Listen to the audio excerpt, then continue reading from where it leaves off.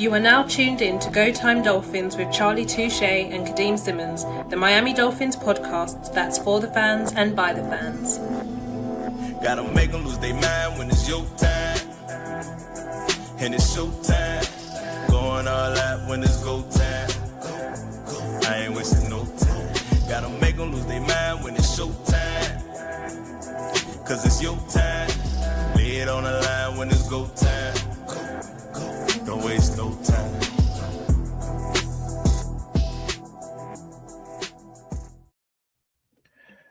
(31-6). That is a scoreline to which the Cleveland Browns humiliated the Miami Dolphins. It wasn't pretty. It certainly wasn't fun. And to discuss that and so much more, as always, is myself and the host of Go Time Dolphins. Charlie, tell everyone what time it is. It's Go Time Dolphins, the Miami Dolphins podcast that goes not only across the pond, but across the world. I'm your boy, Charlie Touche. Got my co-host, Kadeem Simmons, with me. It's always for the fans and by the fans. Your favorite podcast, and official affiliates of Fanatics, where you could be a fanatic of your favorite franchise. Before we continue, let's get a different overlay here. Kadeem, throw the older one up, please. Bro, just put the other one up, please, for her. Shout out to Cat for Life in the comments that says rock bottom yet. I learned a lesson. Appreciate you, Kadeem. I learned a lesson, and the lesson about I remember I was at the lowest in my life. Life lesson real quick, not even football, just a real quick life lesson. I was at the lowest in my life, or one of the lowest in my life, where it was like a pivotal, life-changing thing had to happen.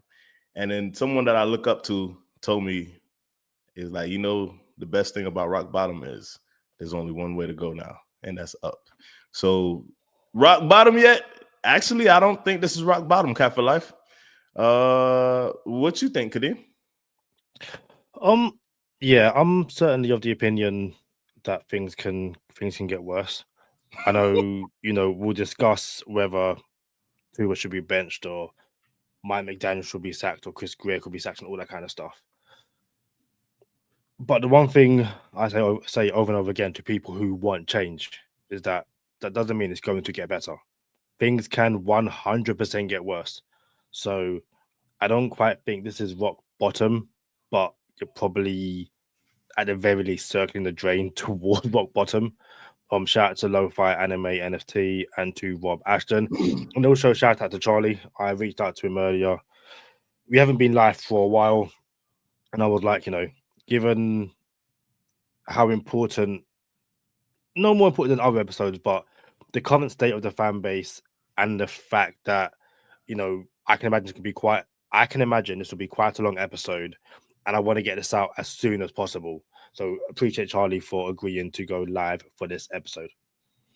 I don't think it's going to be a long episode, but if you want it to be a long episode, if you need it, then I'm here for you, but I don't think it's going to be that long of an episode, if I'm being honest. No, and that's fair. What did you make of the actual 60 minutes, the actual game? Yeah. I think everybody shows up, and there's only three people. There's only three people that matter in the Dolphins franchise right now. It's not Jalen Phillips. It's not Tyreek Hill. It's not Jalen Ramsey. Or I'm sorry, Jalen Ramsey was getting cooked on another team. I didn't even do that on purpose. But it's not Jalen. I didn't do that on purpose. It's not any of the Jalens that are on the Dolphins. It's not Zach Sealer. It's not any of the players not named Tua. So these are the three people that matter the most: Tua, McDaniel, and Grier. That's it. No one else matters, if I'm being honest with you. Like, no one else is going to take any of the heat, no matter how many times they fumble, no matter if Touche 24, Dwayne Eskridge fumbles on a kickoff, changes the trajectory of the game. It doesn't matter. Only three people matter in the Dolphins franchise.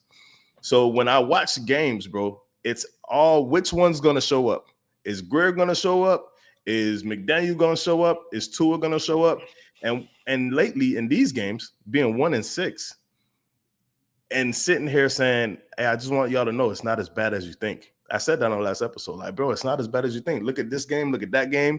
You lose 4 games by 1 touchdown, and you're in it in the last quarter of all the games, in the last minute of all the games and stuff like that. It's not that bad. But this one is as bad as the Colts loss. You know what I'm saying? So early on in the game, in some of these games, again, you have to accountability, assess the blame.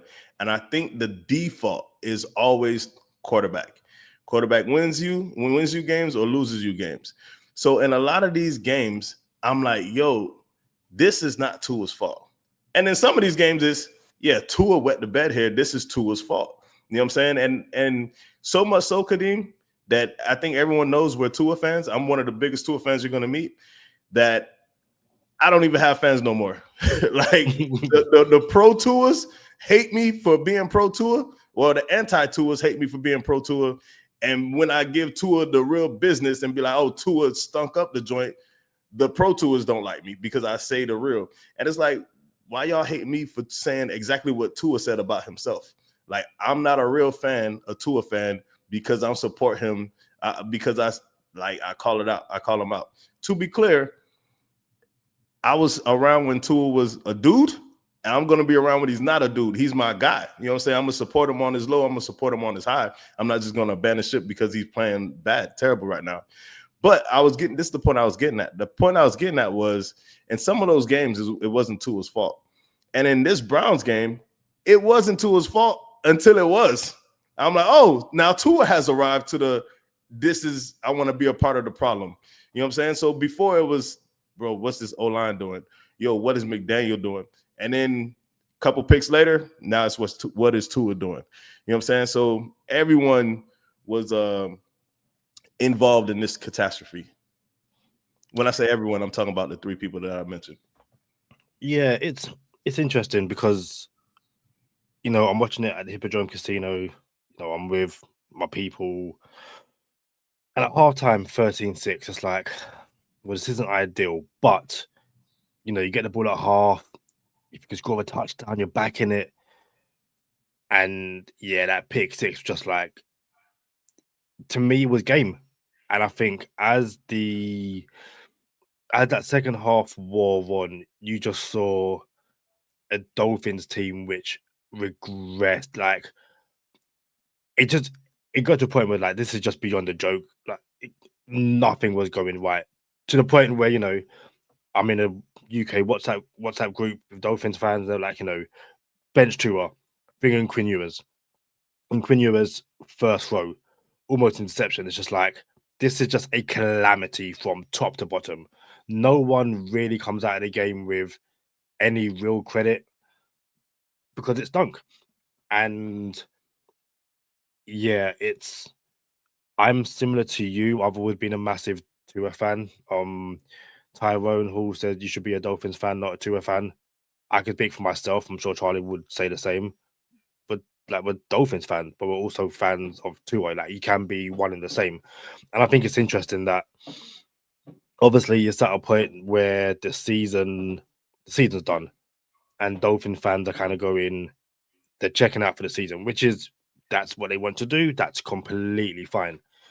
I'm seeing Dolphin fans, you know, wanting to sell the tickets to the game against the Commanders in Spain. I'm seeing Dolphins fans not going to the game this weekend against the Falcons. And I find it interesting that it's easy being a fan when your team is winning. Not when your team is good, but when your team is winning. Mm-hmm. It's easy to collect the accolades from, you know, other Dolphin fans, from the wider NFL, for how good you are as a fan when you're going to all of these games and you're traveling. It's like, yeah, I'm a great fan because my team's winning. I'm there every single week. This is probably, outside of the 2007 season, the worst time to be a Dolphins fan. And while it is their prerogative and they can rightfully stop watching on a Sunday, no offense to me, that's not a real fan. You're there like throughout the highs and lows. This is a low moment. In my opinion, you don't get to disappear now and then come back when the Dolphins are good and be like, I've been there the whole time.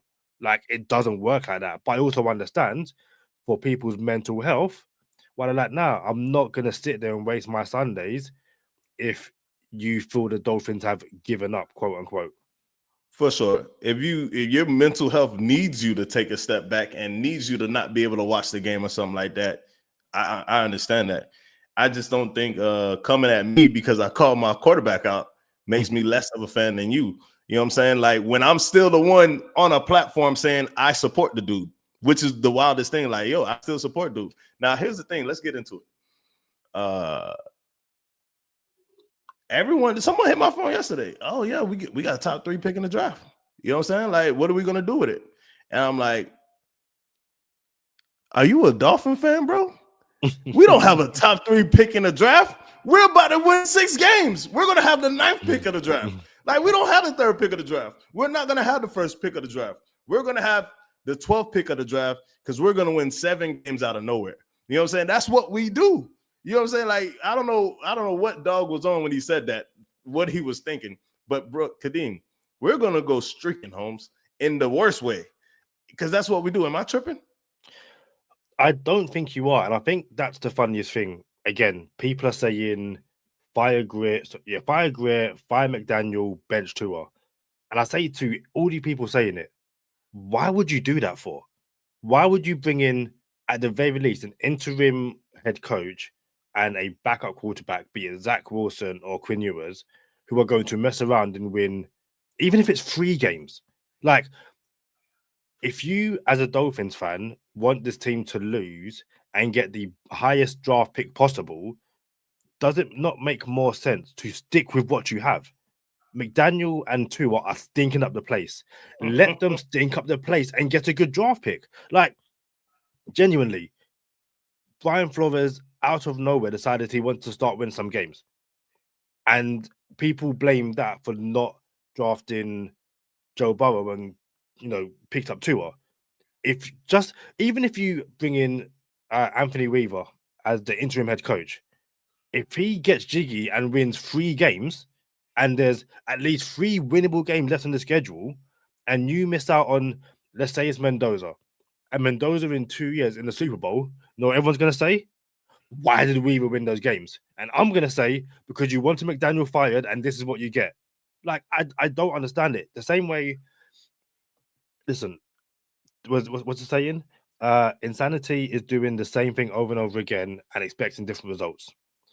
The Dolphins constantly churn head coaches and quarterbacks and then constantly expect different results because of that churn. So if Stephen Ross wants to stick with what's already in the building, is that not doing something different? Or am I tripping, Charlie? All right, here's my thing. I would say, first of all, if you wanted to go quarterback shopping, you should have went quarterback shopping when Jackson Dart was available in the first round instead of going Kenneth Grant. If we're gonna do that, you know what I'm saying? You gotta like, yo, Kenneth Grant. You went Kenneth Grant. You didn't go Tyler Warren. You didn't go Matthew Golden. You didn't go Emeka Ibuka. You didn't go none of them boys. You went you didn't go O-line. You didn't go Gray Zabel. You know what I'm saying? Like, you went where we didn't have a need, in my opinion. Where maybe I can't say we didn't have a need. He was, you know how you got to prioritize your priorities? We did not prioritize our priorities going Kenneth Grant. You could have went Jackson Dart. But, okay, cool. To your question, Kadeem, I am okay with a lot of things, like multiple ways to get to the desired address. I am okay if this season is, obviously I'm not okay with the season being wasted. I'm going to be clear. But I'm okay if this regime stays the entire season. Here's why. One, I'm of the belief it's not over until it's over. I'm really not. Like, yeah, it's not looking good. It's unrealistic to have an 8-game winning streak like we did before, or 7 of 9 or 8 of 9, whatever we did. It's unrealistic, but it could be done. So yeah, I would not bet on it. Maybe if like the odds was like it was 20K on. You went at 20K, come back. Maybe if it was like plus 8,000 for the Dolphins to make it to the playoffs. I might sprinkle something on that. You know what I'm saying? Like I might put $20 on that. You feel me? But I'm just saying, I'm not holding my breath. That's realistic. And another thing, what it does is you have to think timeline. It's all about timing, what coach became available, what quarterback is out, all this other stuff. The same way we said before, like, oh, if this coach became available, dang, something you just got to consider. It's the timing of it type stuff. You know what I'm saying? So you look now, if the Dolphins keep this thing together for the rest of the season, you have to start thinking, okay, what's next? You're not moving on from Tua, his contract, until after 2026, next season. Or you can find a team to do what the Lions and the Rams did, which was offer a pick for you to take Tua's contract. It's a basketball trade. And that's what the Rams did with Goff. They sent him to Detroit and gave him a pick, right? So I doubt you're going to find a team that'll do that. So now you have to consider, okay, well, that means we're going to have Tua next year on this roster. Tua's going to be on this roster. You're not going to eat $60 million of dead cap. So what do? Do you find your quarterback of the future, sit him behind Tua for a year, or have Tua on the roster, tutelage? You know what I'm saying? Tua's going to be on the roster. In what capacity is up to what the franchise does. So now I'm of the belief, well, if you keep Tua next season, hold on, Kadeem. Is that the Germany mug? It is. That's the Germany mug. Look, November 5th, 2023, I got that same mug. Kadeem got the Dolphins versus Chiefs Germany mug. I got the same one. And we're like a month away from Spain right now. Go figure. So, unintentional, but I see you. So, for everyone thinking, oh, blow it up, da. I understand emotions and you want to do this, you want to do that. But what happens when Tua's on the team next year? Do you have a new head coach and a new GM next season with Tua under contract, and then they pick their new quarterback? Or do you have a new head coach and a new GM with Tua as quarterback, and then they get an extra year because Tua is the quarterback for next year? You have to think. Or, and this is another situation, do you have McDaniel and Grier and Tua all return for next season? And that's their last season because that's when it's a clean slate afterwards. It's a lot of different variables, and it's just not, well, let's just do this now. Okay, and then what? You know what I'm saying? And then what? You know what I'm saying? So no one's happy. I get it. I'm not happy, but I still understand there's different variables in the equation. Kadeem? It's funny because I spoke to Tom Valentine from PFF earlier, and he was saying, and you know what? I will say what he said exactly so I don't misquote him. And you know what? I do agree. He was saying he has zero concerns with bad teams eating dead cap. Not really much need in spending big in the first year of a rebuild anyway. I understand that. Now, listen, the dead cap is going to be a lot of money if you cut him. Obviously, if you trade him, it's not as bad, but you're still going to have to eat some dead money. If you are rebuilding, realistically, who are you paying? And if you look at the Dolphins team, who in the next 2 to 3 years is going to get let's say a monster deal? Devon Achan, he's probably the only person who's going to get paid if you keep him. Not even according to Kadeem and Sherrod Steve. The best player on the team is Devon Achan, but y'all boys don't want to pay this man. I just feel, I'm not saying you got to pay him. I think you got his rights for the next 3 years. No. Like if you're gonna have a new quarterback, his best friend is gonna be to dump it off to Achan. So you don't have to pay him, but it's like, oh, you can keep him around for 3 years, franchise tag, all this other good stuff. I'm just saying. But also then that plays into, well, when do you draft that quarterback and when do you play that quarterback? So yeah. So I was gonna say, so if you don't draft someone in 2026 and the plan is to draft them in 2027, that's when you're basically at the tail end of Achan on a rookie contract. However, you then get into that stratosphere and that that viewpoint of, well, I've now got a rookie quarterback on at the very least 4 years. So I can pay a running back. I can pay X, Y, and Z. And if you have someone who is good with contracts and all that kind of stuff, you can kind of have it where you push the money kind of like further. Like, again, you can have it so that for the next few years, while you're eating that dead cap, you aren't really paying anyone too much. Again, you look at people who you could keep. Jalen Phillips right now, he isn't going to really demand that much money. So if you do want to extend him, I'm just saying. So again, there's so much you can do, but I get it's what I find interesting, and it's funny because I said the exact same thing to people earlier today. It's okay, what next? Say you get that notification from ESPN, do do do do do do. Is that like a score update or just a general news sound? You on mute? You get the breaking news for that too. Yeah. Very, very, very well done, Kadeem. Well done, mate. I try. But yeah, say you get that list, Mike McDaniel and Chris Grier fired. It's like, okay, cool.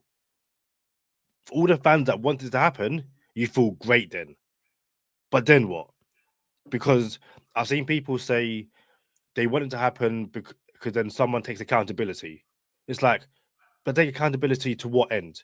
Because when Mike McDaniel comes out and says it's on me, X, Y, and Z, and when Tua says it's on me and X, Y, and Z, and other players say it's on me and X, Y, and Z, when Minka says the Lad McConkey play is because of breakdown of communication between me and Dante Trader, that's accountability. When Dante Trader sees these snaps go down because of that play against the Chargers, that's accountability or someone getting punished. It's just like the Dolphins have been taking accountability throughout the season. It's just not the accountability that you want. And again, just come out and say that. You want someone to lose their job so you can feel better about the situation. But the situation isn't going to get better for at least the next few months. So again, what next? What do you actually want to happen? And if it's you want someone to get fired so they can take accountability, and then the interim wins 4 games and you miss out on a top 5 pick, well, what good was that accountability for 5 minutes of dopamine? I don't understand it.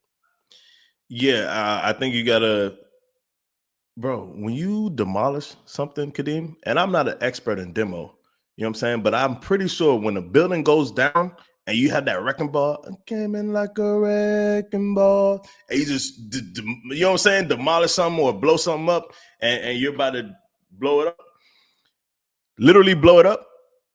You prepare for a blow up, yes? Yeah, 100%. You make sure there's things not in the way. You make sure you do it the right way. You make sure the building collapses the right way. You can't just blow it up the wrong way. You know what I'm saying? So you have to blow it up the right way. So everyone's saying blow it up, which I'm part of the everyone, you know what I'm saying blow it up. But my blow it up is after the season. Got to see what the end of the season does, and then we'll blow it up. And then you have to blow it up the right way. So when you blow it up, how do you blow it up? That's important. I just said what I said. You mentioned A-10. A-10 don't even have to be in a discussion for another 2 years, in my opinion, because you still got him next year. And whether you bring in new people next year, that's a whole conversation, because you don't know if you're going quarterback next year. You could be going quarterback in 27, not 26. So A-10, he's not a part of the conversation in the next 2 seasons, in my opinion. Anything can happen. A whole 2 seasons of a running back acquiring more damage. Yeah, you never know. But this year, Kadeem, I ain't gonna lie. If I knew this was gonna be the record, I wouldn't have booked tickets to Spain, bro.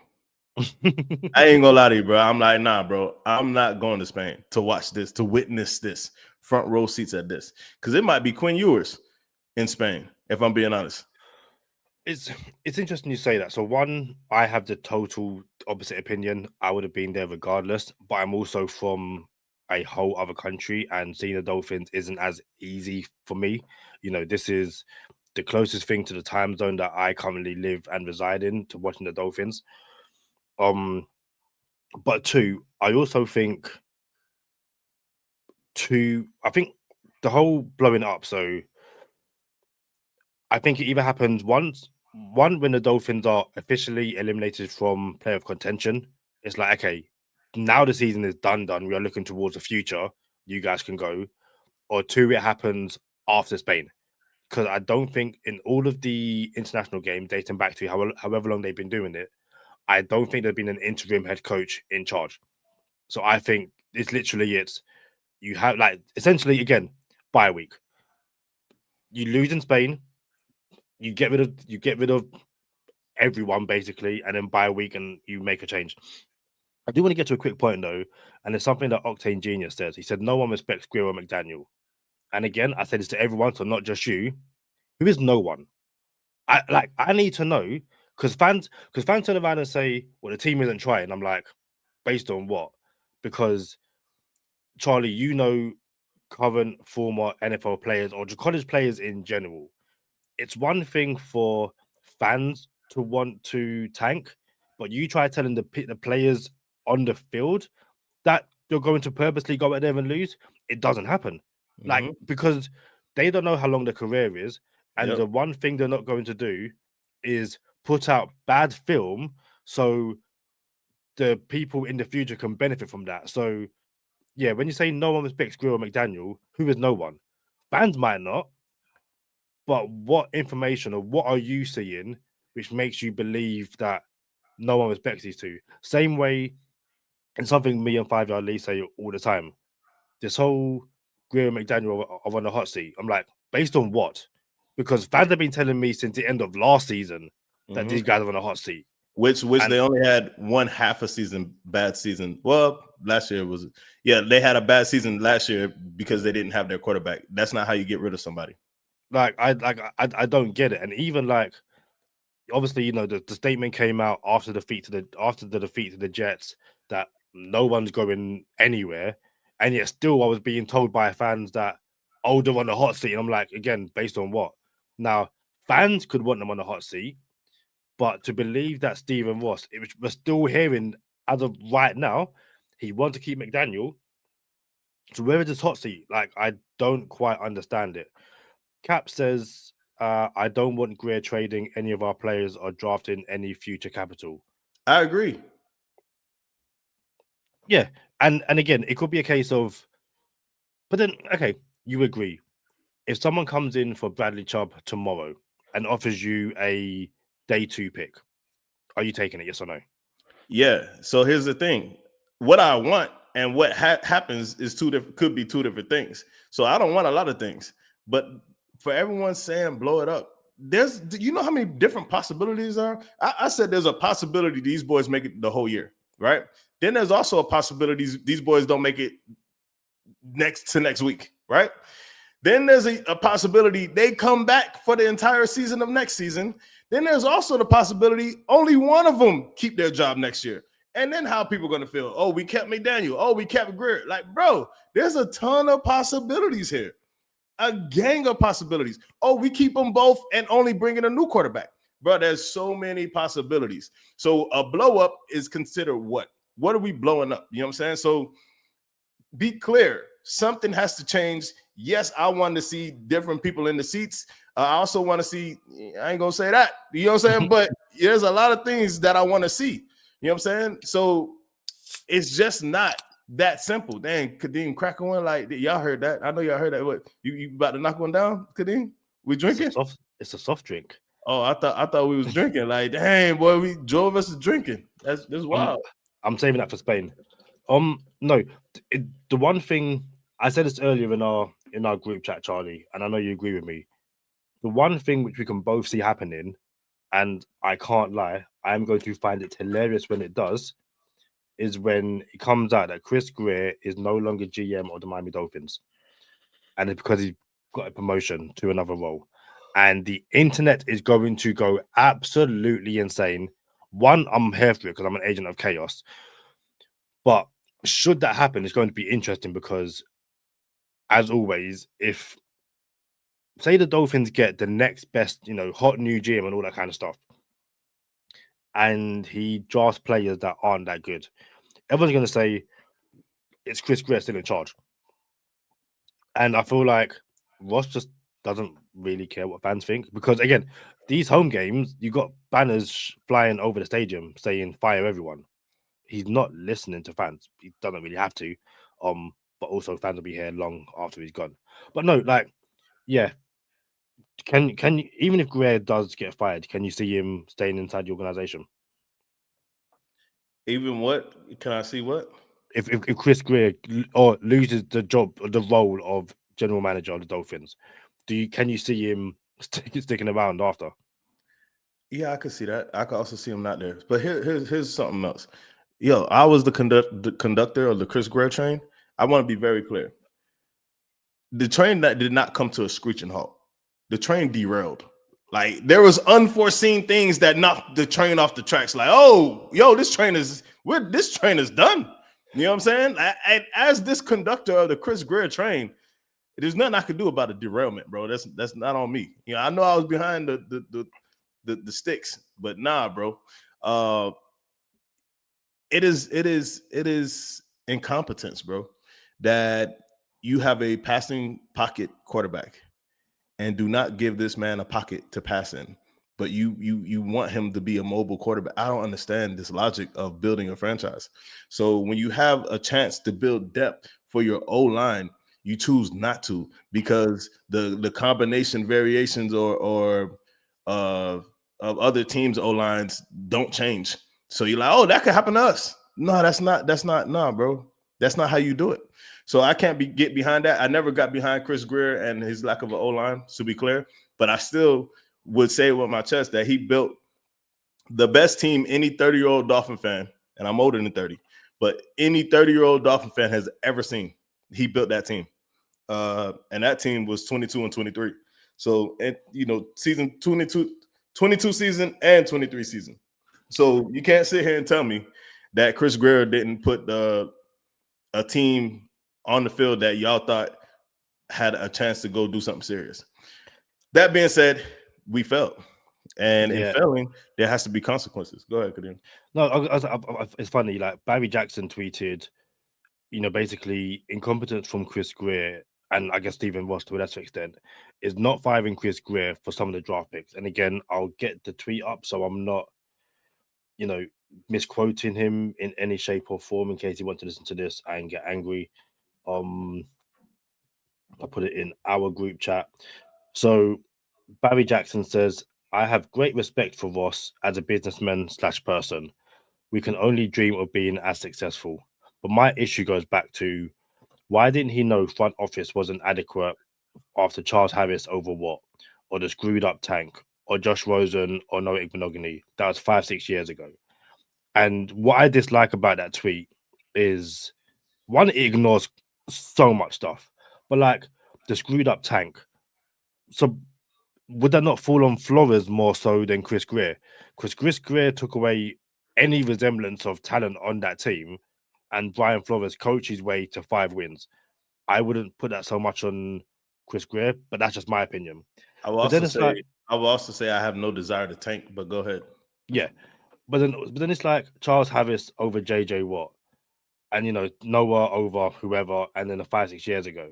But 5-6 years ago ignores those 2 seasons that you spoke about, and I'm pretty sure to a person, those 2 years, even the loss to the Chiefs was annoying, but again, context matters in so much stuff. At the end of that season, you cannot tell me, as a Dolphins fan, as a Dolphins beat reporter, you weren't going, the Dolphins have found the quarterback and the head coach. You can't sit there and tell me. And again, if you genuinely saw at the end of the season, you know what? I don't get it. I don't see it. Dude, fair play, fair enough to you. But you can't sit here and say Chris Grier should have been fired for what happened in 2019 or 2020, and then ignore what happened in 2022 and 2023. It's the same guy. Like, he built that 2023 team. Okay, he missed on Charles Harris, but he brought in Bradley Chubb and Jalen Phillips, who everyone loves. Okay, Noah didn't work out, but he had from Xavier Howard to who's dude from the Commanders. Commanders played for the Commanders. Who replaced? So we had Xavier Howard and Byron Jones. Who replaced Xavier Howard? Kendall Fuller. Like, okay, he missed on Noah, but he still had good corners. Okay, Josh Rosen didn't work out, but for at the end of 2023, no one could tell me that Tua wasn't at the very, very, very, very, very least a top 15 quarterback. So yes, Chris Grier had bad misses, and some of those misses that came at a time where you but he shouldn't have missed and he couldn't have missed. Every single GM has misses, all of them. So I think stuff like what Barry Jackson tweeted is just disingenuous, and it ignores any good that Chris Grier did.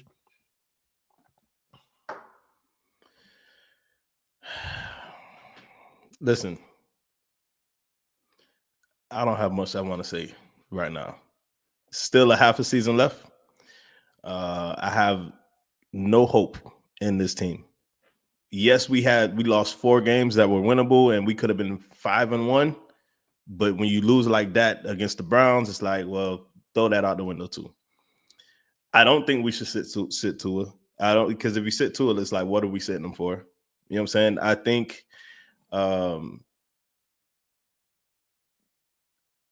everything that we thought could happen with McDaniel not being taking charge of the room, and we don't know what we're gonna get. I think you gain and you lose at the same time when you go a certain route.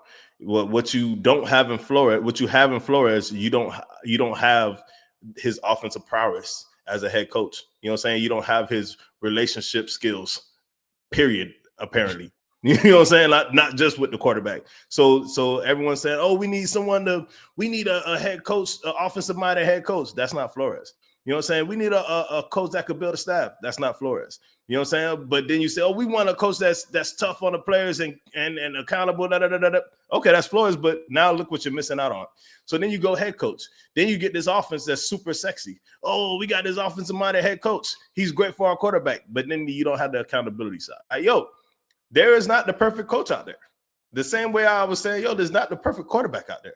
You know what I'm saying? It's just not, bro, there's not a used car, a lot of quarterbacks. There's not a used lot of coaches where you go, we're going to put this one together, take some parts off of this one, and we're going to have to build the best coach. When we move on from whoever we move on from this franchise, you're still going to be doing the same exact thing with the next people. Then what? You know what I'm saying? So I'm ready to get it a bonus time, Kadeem. We could top it up some more over there. That's cool with you? 100%. Y'all know what time it is. Stay positive. Test negative. For Kadeem Simmons, I'm Charlie Touche. Thank you for tuning in this time. Make sure you catch us next time on Go Time. Already. Gotta make them lose their mind when it's your time. And it's show time. Going all out when it's go time. I ain't wasting no time. Gotta make them lose their mind when it's show time. Cause it's your time. Lay it on the line when it's go time. Don't waste no time. Gotta make them lose their mind when it's your time. And it's show time. Going all out when it's go time. I ain't wasting no time. Question for you. Do you think Stephen Ross cares about the Miami Dolphins in 2025? Yes. Or just in general? Yes, I think he does care. And I think it weighs on his health, if I'm being honest with you. Why do you think that, if you don't mind me asking? Because it weighs on our health. So imagine someone, like, the last thing you want is embarrassment in the workplace.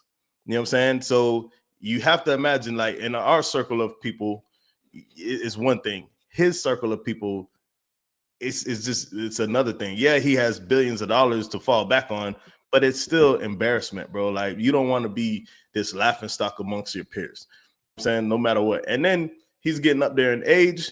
There's only so much of this you could take, bro. Stuff like this could take people out. Yeah, again, the reason I asked is because, again, I've seen people say, loads of people say that Stephen Ross doesn't care about the Dolphins. And I once again ask, based on what? Because I was having a phone call with 5 Yard Lee earlier, and I was saying Tua was drafted in 2020, and McDaniel arrived at the end of the 2022 season. So 2023 was at the end of the 2021 season. So 2022 was his first year. In that time, and we went to the playoffs that year. At the end of the 2022 season, we went to the playoffs. We did, yes. What about 2023? We did, yes. We went to the playoffs both years. Yes, we did. Okay, continue.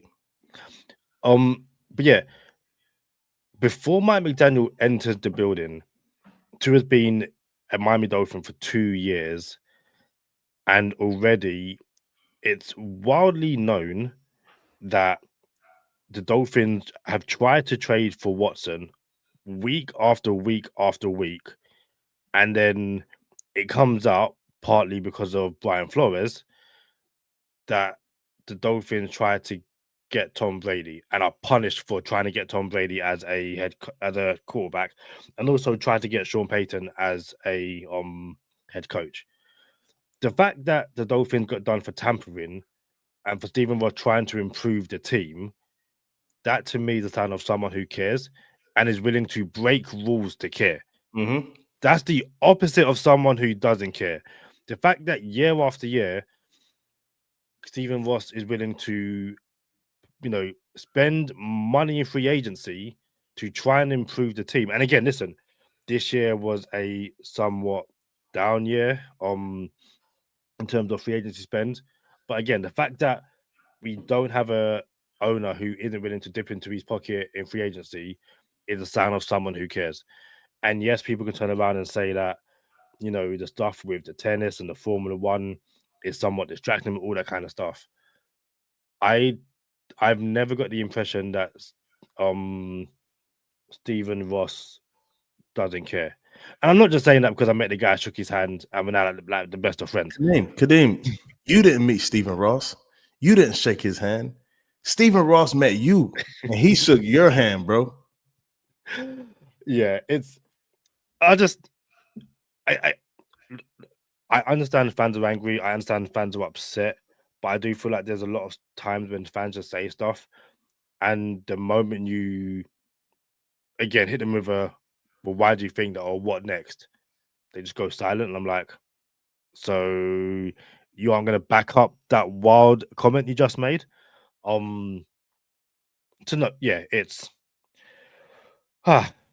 I'm sure before you leave here, Mike McDaniel spoke Monday Eve afternoon, said that Tua isn't getting benched, he'll be the starter, but also said we're not going to throw 10 interceptions. And that, a lot of people took that kind of like a parting shot, and that basically the relationship between Tua and McDaniel is basically over, that they do not like each other. They're throwing like, oh, that. What does that face say, Charlie? I don't believe that the relationship is over. I believe it's tough, and I think it challenges a relationship. I think me and you had challenges in our relationship, Kadeem. Is that fair? Oh, 100%. Was it ever over? I mean, let me know if it's over. If it's over, let me know. Maybe it's over. I wouldn't be sitting here at 5 to 12 on a Monday night if it's over. Like, it's never been that bad. Bro, I think every relationship has its challenges. You know what I'm saying? Yeah. I don't think their relationship is even close to being over. I think you could have, but the same way, you said something about McDaniel cleaned it up. He still showed up in Cleveland this game with the play not coming in on time again. Oh, 100%, yeah. So he's still, bro, and then Tua has to eat that. So the same way McDaniel takes arrows for Tua, or I should say bullets, the same way McDaniel takes bullets for Tua takes bullets for McDaniel all the time. So I think that relationship is going to be fine. Like, it's not about that relationship, if you ask me. So for him to say, yeah, we're not going to throw 10 picks, I don't mind it, bro. I don't mind none of it, bro. It don't have to be lovey-dovey. You know what I'm saying? But I just wish there would be a quarterback out there. And I said this on the fantasy football episode last week with Story. I just wish there was a quarterback out there that when the play call is shout out to Cam Newton, because he used to do this. Apparently, he said it on his podcast. Like, bro, I called the same play whenever I didn't get the play. If I couldn't hear the play, I had one go-to all the time. It was an easy play, but I get it. He could scramble out of it. It was all Aggies go. Some people call it all Aggies go. He calls it something else. It's basically everybody's doing go routes, seam routes. But so I wish Tua would just come up with his look. We're not breaking the huddle with 12 seconds left, bro, and then not doing our motions. If I don't get this play by the time this thing by 17 seconds, I'm out of here, bro. And then that shows McDaniel he has to be better. You know what I'm saying? Like, bro, how many times we catch McDaniel looking at the menu? Let me see what we got here. Clock ticking, bro. I'm like, bro, that's crazy, bro. That's madness how that happens. So bro, I'm cool. I'm cool with all this because you make your bed, you got to sleep in it. You know what I'm saying? Tua, you throw 10 picks, you got to sleep in it. You know what I'm saying? McDaniel, you blow a playoff game when you had the arch enemy up against the ropes on a 4th and 1, and you caused a delay of game, making it a 4th and 6. You got to sleep in it, bro. I'm okay with that. But I'm also okay with, now it's time for y'all boys to go. Because if I said it before, I'll say it again. This is not your team, Ross. This is not your team, Grier. This is not your team, McDaniel. This is not your team, Tua. This is our team, Kadeem. This is my team. This is your team. This is all the people in the chat. This is our team, bro. Like, we're going to be here long after they go, bro. All of them boys is going to go. They're going to have maybe unsuccessful careers or successful careers somewhere else.